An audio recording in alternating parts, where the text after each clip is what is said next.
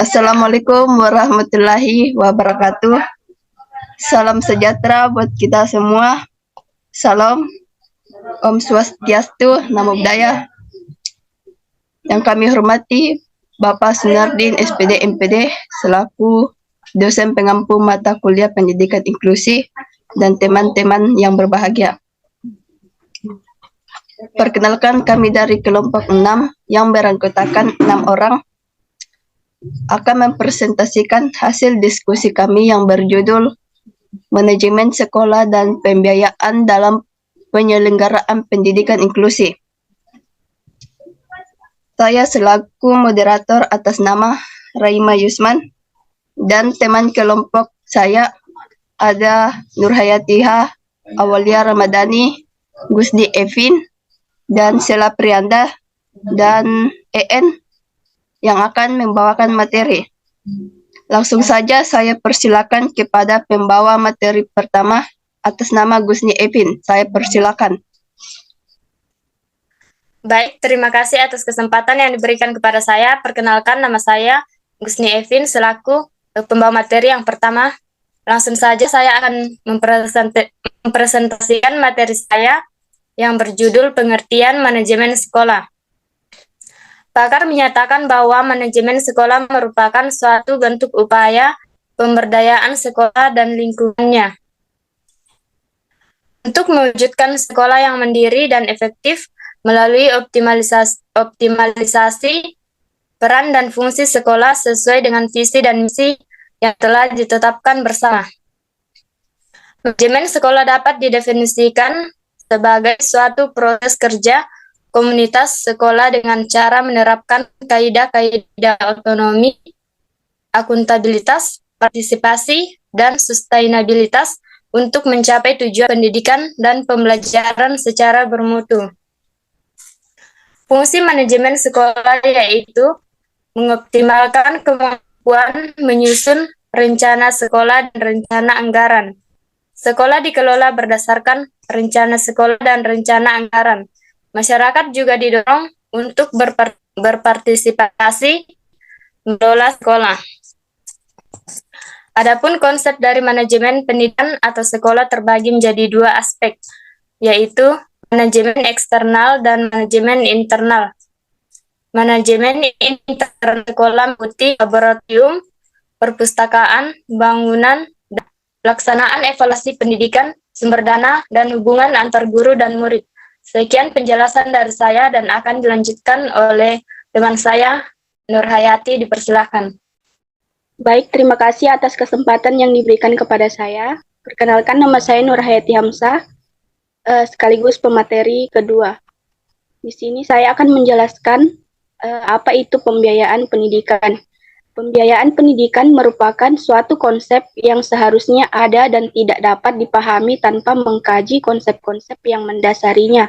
Dengan kata lain, pembiayaan adalah pendanaan yang dikeluarkan untuk mendukung investasi yang telah direncanakan untuk mencapai tujuan yang telah ditentukan. Sekian dari materi saya. Materi selanjutnya akan dibawakan oleh teman saya. Baik, terima kasih untuk kesempatan yang telah diberikan kepada saya. Di sini saya akan menjelaskan tentang sistem manajemen sekolah dalam penyelenggaraan pendidikan inklusi. Pendidikan inklusi pada dasarnya merupakan sistem penyelenggaraan pendidikan yang memberikan kesempatan kepada semua peserta didik yang memiliki kelainan, yang memiliki potensi kecerdasan atau bakat istimewa untuk mengikuti pendidikan atau pembelajaran dalam lingkungan pendidikan secara bersama-sama dengan peserta didik pada umumnya. Berdasarkan Permendikbud nomor 70 tahun 2009 pasal 4 ayat 1 menyebutkan bahwa pemerintah kabupaten menunjuk paling sedikit satu sekolah dasar, satu sekolah menengah pertama pada setiap kecamatan dan satu satuan pendidikan menengah untuk menyelenggarakan pendidikan inklusi yang wajib menerima peserta didik berkebutuhan khusus. Penyelenggaraan pendidikan inklusi dilakukan dengan melakukan adaptasi terhadap 8 standar nasional pendidikan, yakni standar isi, proses, kompetensi lulusan, pendidik, atau tenaga kependidikan, sarana dan prasarana, pengelolaan, dan pembiayaan, penilaian. Yang dimaksud dengan standar isi adalah yaitu standar yang diatur di dalamnya mencakup komponen materi dan tingkat kompetensi minimal yang dimiliki oleh siswa pada suatu jenjang pendidikan. Dan standar ini memuat beberapa hal yaitu kerangka dasar dan struktur kurikulum, beban belajar, kurikulum tingkat satuan pendidikan atau disebut dengan KTSP. Dan terakhir ada kalender akademik. Jadi artinya dengan kata lain, standar isi merupakan standar yang mengatur materi dan kompetensi dari suatu jenjang pendidikan demi terwujudnya lulusan yang komponen. Yang kedua yaitu standar proses. Standar ini berkaitan dengan proses pelaksanaan pembelajaran di masing-masing jenjang. Maksudnya, dalam menyelenggarakan proses pembelajaran, setiap instansi pendidikan harus melakukannya dengan interaktif, inspiratif, menyenangkan, dan partisipatif. Ketiga yaitu standar kompetensi lulusan. Standar ini berkaitan erat dengan kriteria kemampuan lulusan dari suatu instansi pendidikan. Jadi setiap peserta didik yang lulus dari suatu jenjang pendidikan diharapkan memiliki kemampuan sikap, pengetahuan, dan keterampilan memadai dan sesuai dengan standar yang berlaku. Yang keempat yaitu standar pendidik dan tenaga pendidikan. Pendidik adalah tenaga kependidikan yang bertugas untuk mendidik, membimbing, mengajar,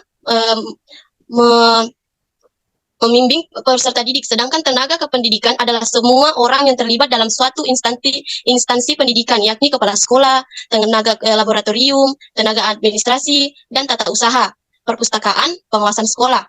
Jadi di sini baik pendidik maupun tenaga kependidikan harus memiliki kualifikasi akademik dan kompetensi yang sesuai agar tujuan pendidik bisa tercapai.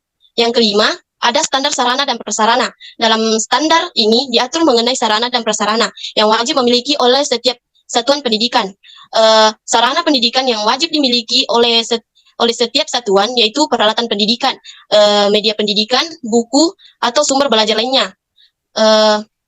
Prasarana pendidikan yang wajib dimiliki yaitu meliputi bahan ruang kelas, ruang pimpinan, ruang pendidik, ruang TU, perpustakaan, laboratorium, kantin, tempat olahraga, tempat ibadah, dan tempat lain untuk memperlancar proses pembelajaran. Yaitu standar yang keenam, yaitu standar pengelolaan. Standar ini dibagi menjadi 3 bagian, yaitu standar pengelolaan oleh satuan pendidik. Yang kedua, standar pengelolaan oleh pemerintah daerah. Dan terakhir, standar pengelolaan oleh pemerintah. Yang berkaitan dengan standar ini diatur lebih lanjut dalam Peraturan Menteri Pendidik Nasional Republik Indonesia Nomor 19 Tahun 2007 tentang standar pengelolaan pendidikan oleh satuan pendidikan dasar dan menengah. Standar yang ketujuh yaitu standar pembiayaan. Di dalam dunia pendidikan terdiri 3 komponen yaitu biaya investasi yang artinya penyediaan saran dan prasarana dan biaya untuk mengembangkan sumber daya manusia. Yang kedua yaitu biaya personal, yaitu biaya yang dibagikan oleh peserta didik agar bisa mengakses pendidikan secara berkelanjutan. Yang ketiga yaitu biaya operasi, artinya gaji serta tujuan untuk pendidikan dan tenaga pendidikan, perlengkapan habis pakai, biaya listrik dan air. Yang terakhir yaitu standar penilaian. Standar ini mengatur segala hal yang berkaitan dengan prosedur penilaian pada peserta didik. Penilaian dilakukan untuk mengukur keberhasilan, pemahaman peserta didik dan keberhasilan proses pembelajaran selama ini. Proses adaptasi tersebut mencakup kegiatan mengorganisasikan organizing, mengarahkan atau directing, mengordinasikan atau coordinating, mengevaluasi atau controlling, dan mengevaluasi atau evaluation hal-hal yang berkaitan dengan proses penyelenggaraan pendidikan inklusi. Terima kasih, mungkin itu saja yang bisa saya sampaikan. Selanjutnya akan dilanjutkan oleh teman saya. Saya akan melanjutkan materi dari awal biar ini. Materi saya itu standar pembiayaan pendidikan dalam penyelenggaraan pendidikan inklusif. Sekolah-sekolah inklusif pada dasarnya adalah sekolah umum yang ditunjukkan untuk menjadi sekolah inklusif. Oleh karena itu, sarana dan prasarana yang tersedia merupakan sarana dan prasarana umum.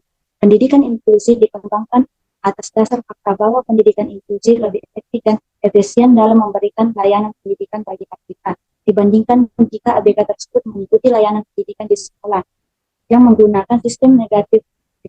Namun penyelenggaraan pendidikan inklusif memerlukan biaya lebih besar daripada penyelenggaraan pendidikan reguler.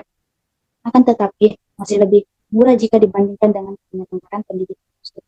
Kelebihan biaya pada penyelenggaraan pendidikan inklusif dibutuhkan untuk gaji atau GPK, penggandaan sarana dan prasarana, penggandaan alat bantu dan media pembelajaran khusus, dan lain sebagainya. Sumber pembiayaan sekolah penyelenggaraan pendidikan inklusi negeri 100% berasal dari pemerintah. Sedangkan sumber pembiayaan pendidikan pada sekolah inklusi swasta selain berasal dari pemerintah juga berasal dari orang tua. Dan yang bisa saya sampaikan selanjutnya akan dibawakan oleh saya katanya. Materinya yaitu tentang biaya sekolah anak berkebutuhan khusus yang biasa disingkat dengan ABK. Sekolah luar biasa terbagi dua, yakni SLB yang berstatus negeri yang dikelola oleh pemerintah, juga SLB swasta yang dikelola oleh non pemerintah atau yayasan. Yang pertama itu sekolah luar biasa yang SLB negeri yang berstatus